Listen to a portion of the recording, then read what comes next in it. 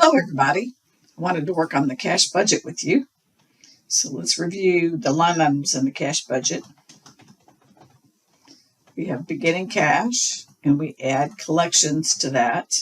And if there are any other sporadic receipts, like you sold an used asset and got some proceeds for it, or they would have to tell you if there was more.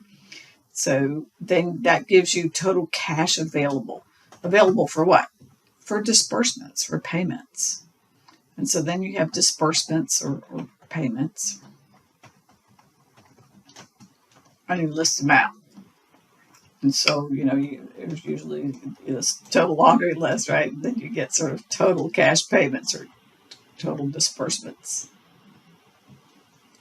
And then you get excess or deficits is typically what it's called. So that's if cash is more than payments, you have cash left over. If cash is cash available. If cash available is smaller than disbursements, then you have a deficit. You're overdrawn, basically, right? So it's a budget, so you're not overdrawn yet. This is an expectation. But if you plan or you can see that your checking account will be short, you'll want to go ahead and set up financing for that so that when you get to that point, you'll be able to draw on your line of credit or however you're going to finance it. So let's do this one.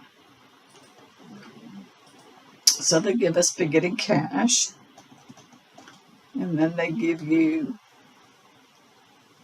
total sales, of which 75% will be collected in the month of sale. Okay, so 168 times 0.75. Okay. The rest is going to come other than March. So that's not going to be March sales. And they don't say anything about accounts receivable where some uncollected amounts for February are falling into March. Okay, but we're looking to see if there are any. I don't see that. Okay, so our cash available is the beginning cash plus what we've collected. That's available to pay what's owed to vendors and employees. And so they don't give us the list, but they do tell us the total payments, the total disbursements, 268. And so the excess or deficit is your cash available minus the payments you expect to make. So we have a deficit here that we are not going to have enough cash on hand to pay that 268.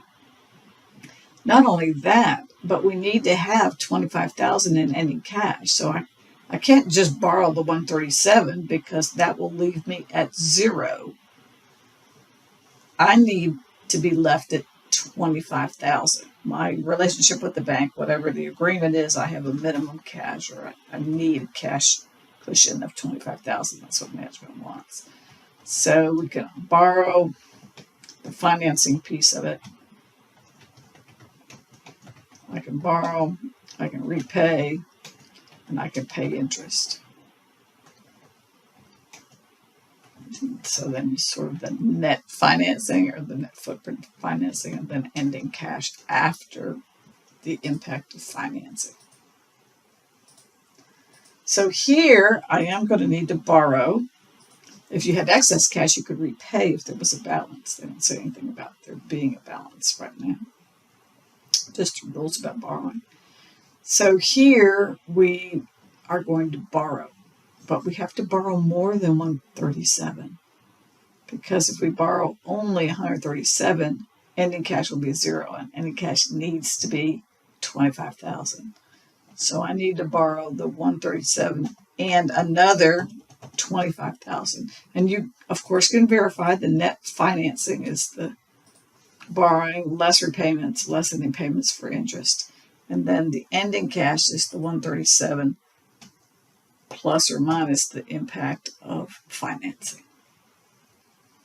So here we would have to borrow 162 to meet the requirements of this set of management policies. Let me know if you have a question.